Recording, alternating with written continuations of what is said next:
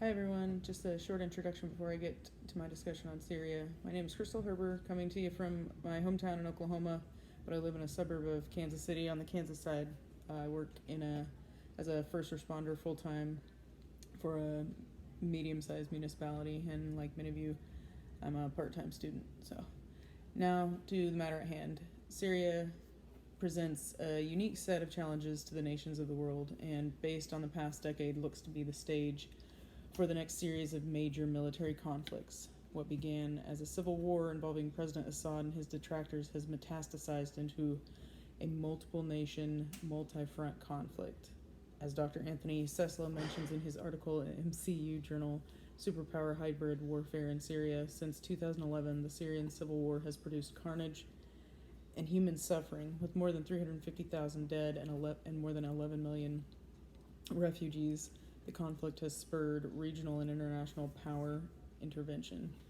Russia, Turkey, Western powers, the US, France, and the UK, and Iran have troops supporting different actors and their proxy forces. Not only with thousands killed and millions displaced, it is likely the rise of the Islamic State terrorist group took advantage of the chaos in Syria to grab a foothold of power in the area at the time. With that being said, it is likely the enemies faced by U.S. and or coalition forces will be hybrid in nature.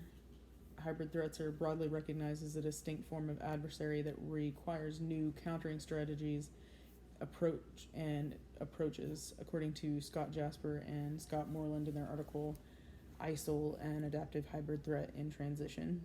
In their 2016 article, the pair recognized the following characteristics employed by ISIS and likely to be perfected in the years to come. They are the following: blended tactics, hybrid threats, combine conventional military capabilities with small unit guerrilla tactics and highly mobile standoff engagement systems. A note on this point from the authors later in the writing: military analysts were impressed by the militants moving in concert and showing discipline in their use of firepower, indicating ISIS forces have progressed well beyond guerrilla tactics to a more conventional military posture. Flexible structures, hybrid threats organize in conventional formations or distributed cells. Governance components assert control and sustain operations. Terrorism, hybrid threats utilize terror campaigns to proliferate hate and strike fear. They target cultural icons, identities, beliefs that oppose their ideologies. In disregard for international law, hybrid threats cynically view international laws as a constraint upon their adversaries that can be exploited. Information warfare, hybrid threats exploit global information access and tools to spread jihadist schemes, raise funds, recruit, train, and operate. And last, organized criminal activity. Hybrid threats use crime and fundraising to generate revenue to fight, govern, and sustain operations. To add to the complexity of hybrid-type insurgency in Syria is the continued need for the American military to prepare for fighting in dense urban environments. U.S. Army Majors Thomas D. Arnold and Nicholas Fiore point this out in their paper 5 Operational Lessons for the Battle of Mosul by stating, coupling global urbanization with historical realities, U.S. doctrine envisions military operations in cities as an inevitable norm. The majors continue by explaining, even though the Islamic State is not on the same level as far as resources, training, and manpower, the battle in Mosul illustrates that even sub-peer threats can exploit DUEs, dense urban environments, to contest America's advanced capabilities, prolonging conflicts and increasing costs. In order to prevail in dense urban environments, the authors suggest the following points. It is impossible to isolate a modern city. There's just too much connection with the outside world, either physically or through media. Difficulty increases with depth and duration. The opening phase is always the attacker's easiest phase, and it progressively gets more difficult from there. Attackers lose the initiative once they enter the city. The Islamic State maintained the initiative in Mosul by controlling the fight's tempo and conditions. Dense urban terrain enhances sustainment. DUEs have numerous features that can offer both sides operational advantages: roads, concealment, and reservoirs of civilian manpower. Operational reach is proportional to population support. Local people can concretely assist or hinder the employment of combat power. While the above article refers to Mosul, Iraq, it is easy to see how these points could be utilized in a conflict in Damascus, Aleppo, or Raqqa. Unlike other military conflicts where the sides are easily distinguished, what is occurring in Syria is not as clear cut. For instance, both the US and Russia work together in combination with local fighters to push the Islamic State out of Syria, according to Celso's above stated article. However, the means with which Russia assisted in pushing the Islamic State out of Syria, bombing of hospitals, water facilities, food distribution sites, was designed to force the population to submit and undermine guerrilla support, was viewed by many in the American military as unethical, according to Celso.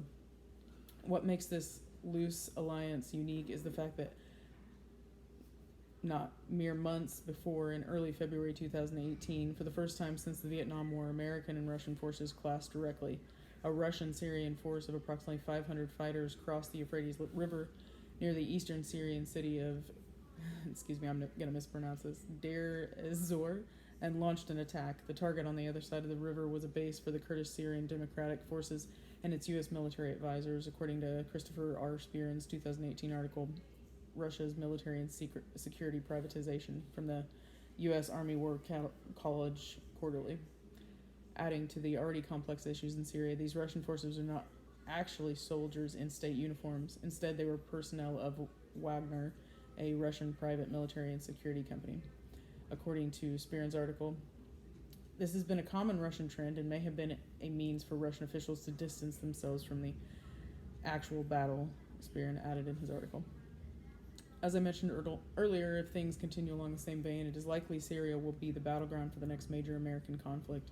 Adversaries like the U.S. and Russia may actually be forced to face off against one another in defense of their allies. In a report by NBC News in April of 2018, President Trump's ordering of precision airstrikes in Syria were, on the surface, a response to Syrian President Assad's use of chemical weapons on civilians. However, a closer look at the politics of the region show Russian and Iranian influence in Assad's decision-making. Trump was quoted at a press conference covered by the NBC News as saying, "Assad's recent attack and today's response are a direct result of Russia's failure to keep that promise. Russia must decide if it will continue down this dark path or if it will join with civilized nations as a force for stability and peace. Hopefully someday we'll get along with Russia and maybe even Iran, but maybe not." This report noted that strikes were conducted after conferring with U.S. allies France and Britain. With the prospect of an open-ended campaign in Syria, NBC News speculated in its 2018 report, it is quite possible the American military will need to adopt new and evolving tactics to respond to a variety of hybrid tactics from our enemies. Thank you.